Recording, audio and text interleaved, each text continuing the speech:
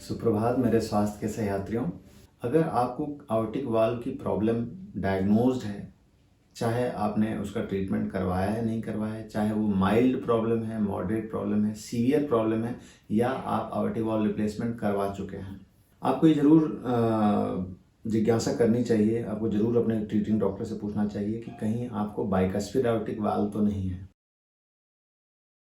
आइए जानते हैं बाइकस्फीड आर्टिक वाल्व के बारे में।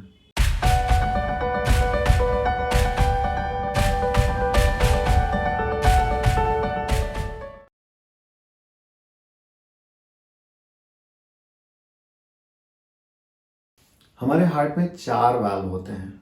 ये वाल्व, जैसा मैं बता चुका हूँ पहले भी, कि ये एक तरफा रास्ता बनाते हैं खून के बहाव के लिए। हार्ट के एक चैम्बर से दूसरे चैम्बर में खून जाने के लिए ये दरवाजे होते हैं, जो एक तरफ तो खुलते हैं, लेकिन जब खून वापस आने की कोशिश करता है तो वो बंद हो जाते हैं। इन्हें ही हम वाल्व कहते हैं। इन 4 वाल्व में से जो सबसे आखिरी वाल्व होता है, जिसको हम आर्टिक वाल्व कहते हैं, ये हार्ट से जो खून बाहर निकलता है शरीर की तरफ, एक बड़ी नस होती है जिसको हम आवर्टा कहते हैं। तो हार्ट और आवर्टा के बीचों बीच ये वाल्व होता है, जिसे आवर्टिक वाल्व कहते हैं। इस आवर्टिक वाल्व की संरचना ऐसी होती है कि यह 3 छोटी छोटी पंखुड़ियों से मिलकर बनी होती है। कस्प का मतलब होता है अंग्रेजी भाषा में पंखुड़ियाँ। ऐसी 3 पंखुड़ियाँ होती हैं जो खुलती हैं, बंद होती हैं, खुलती हैं, बंद होती हैं धड़कन के साथ। और ये बहुत ही बिल्कुल फूल के पत्तियों की तरह, फूल के पंखुड़ियों की तरह ही पतली और नाजुक होती हैं। कुछ व्यक्तियों में जन्मजात मीन्स पैदाइशी कॉन्जेनाइटल इन पंखुड़ियों की संरचना ऐसी होती है आर्टिक वाल्व में कि ये 3 पंखुड़ियों की जगह केवल 2 पंखुड़ियां होती हैं उसमें। तो जब ये 2 पंखुड़ियां होती हैं आर्टिक वाल्व में, तब हम इसे बाइकस्पिड आर्टिक वाल्व कहते हैं। तो ये वाल्व खुलते बंद होते तो सामान्य तौर पे ही हैं, लेकिन उनकी बनावट ऐसी होती है कि उनमें 3 पंखुड़ियों की जगह 2 ही पंखुड़ियां होती हैं। अब चूंकि ये पैदाइशी प्रॉब्लम है, पैदाइशी समस्या है, इसलिए इसको रोकने का कोई उपाय नहीं है। जिन व्यक्तियों को ये प्रॉब्लम है वो जन्म से ही ये प्रॉब्लम है, ये समझें।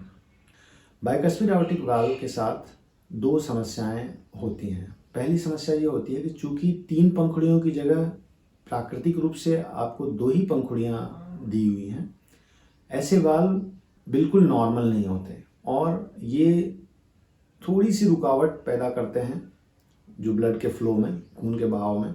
और ये रुकावट पैदा करने की वजह से वहाँ पे टर्बुलेंस होता है, वहाँ पे खून का बहाव जो है वो थोड़ा डिस्टर्ब होता है। और धीरे धीरे धीरे धीरे सालों में उस डिस्टर्बेंस की वजह से ये जो वाल्व की पंखुड़ियाँ जो बिल्कुल नाजुक होती हैं, वो धीरे धीरे मोटी होती जाती हैं और इनका जो मूवमेंट है वो धीमे धीमे कम होता जाता है, रेस्ट्रिक्ट होता जाता है।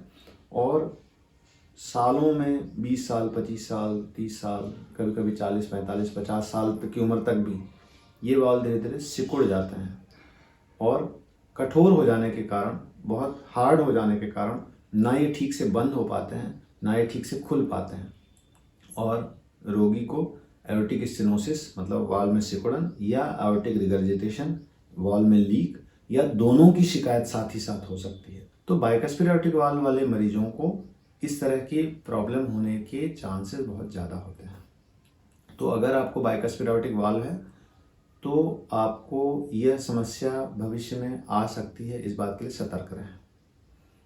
दूसरी जो एक महत्वपूर्ण बात है वो यह है कि अगर आपको बाइकस्पिड आर्टिक वाल्व है तो आपको इस बात के लिए भी जागरूक होना चाहिए कि आपके जो खून की नसें हैं, जो आवर्टा नाम की एक बड़ी नस होती है, इस खून की नसों की जो दीवार है, जिसे एओर्टिक वॉल कहते हैं हम, जो दीवार है आवर्टा की, वो खून की नस की दीवार भी थोड़ी कमज़ोर पाई गई है।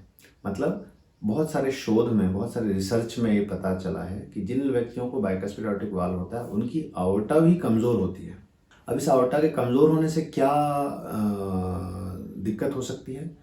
ये देखा गया है कि जिन व्यक्तियों को बाइकस्पिड आर्टिक वाल्व होता है उनमें से कई व्यक्तियों को आवर्टा जो है उस आवर्टा के फैल जाने का रिस्क रहता है, क्योंकि उनकी दीवार कमज़ोर होती है, जिसे एओर्टिक एन्यूरिज्म कहते हैं।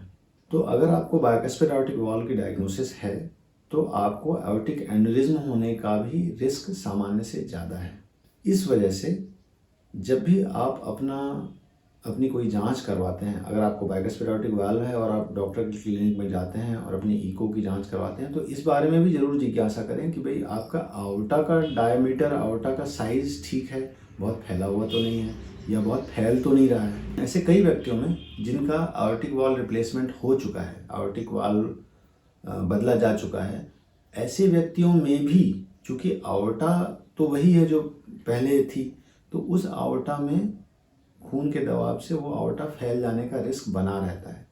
इसीलिए जो बाइकस्फीयर एओर्टिक वाल्व के मरीज हैं, उन व्यक्तियों को हमेशा फॉलोअप में जब वो डॉक्टर के पास जाते हैं तो इस विषय में भी ज़रूर जिज्ञासा करनी चाहिए कि उनका आउटा ठीक है कि नहीं, और अगर संभव हो तो 6 महीने, साल भर, 2 साल के अंतराल पे उन्हें अपने आउटा का भी स्कैन करवाना चाहिए, ये देखने के लिए कि वो आउटा कहीं से फैल तो नहीं रही है। आपको ये जानना चाहिए कि आओर्टा जो है हमारी, वो एक खून की बड़ी नस है। वो एक ही नस है जो पहले छाती, हार्ट से निकलती है और छाती के होके और फिर एक डायफ्राम करके एक झिल्ली होती है जो हमारी छाती और पेट को अलग करता है, वहाँ से नीचे चली जाती है। तो ये जो फैलाव है, ये जो एनेरिज्म है, ये कहीं भी हो सकता है क्योंकि आओर्टा तो पूरी दीवार कमज़ोर है। तो बाइकस्फीयर एओर्टिक वाल्व के मरीजों को इस बारे में जानकारी होनी चाहिए। दूसरी सावधानी जो बाइकस्फीयर एओर्टिक वाल्व के मरीजों को जीवन भर रखनी चाहिए वो है कि ब्लड प्रेशर का कंट्रोल। जैसे एओर्टिक वाल्व आपका रिप्लेस हो गया या आपके एओर्टिक वाल्व में बहुत माइनर सी प्रॉब्लम है, लेकिन आपको पता है कि आपको बाइकस्फीयर एओर्टिक वाल्व है, तो आपको निश्चिंत नहीं हो जाना चाहिए। आपको ब्लड प्रेशर नियमित नापते रहना चाहिए। जितना आपका ब्लड प्रेशर कंट्रोल में रहेगा, आओर्टा के फैलने की संभावना उतनी कम रहेगी। अगर आपका ब्लड प्रेशर ज़्यादा रहता है तो आउटा पे ज़्यादा दबाव पड़ता है और आउटा के फैल जाने की संभावना ज़्यादा रहती है।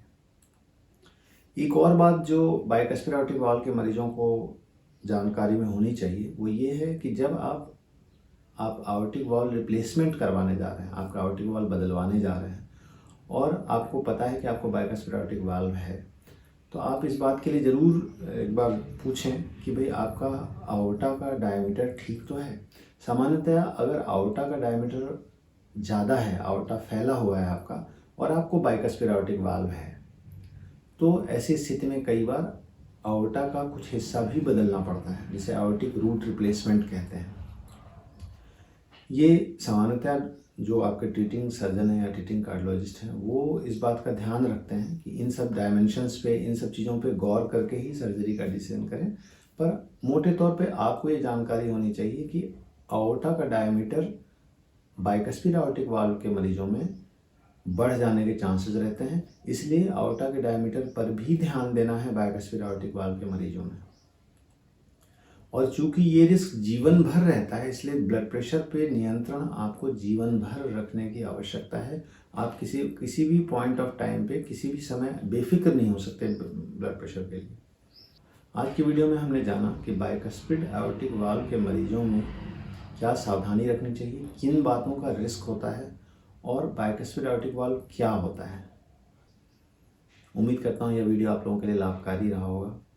फिर मिलेंगे नई स्वास्थ्य यात्रा पर, तब तक के लिए नमस्कार।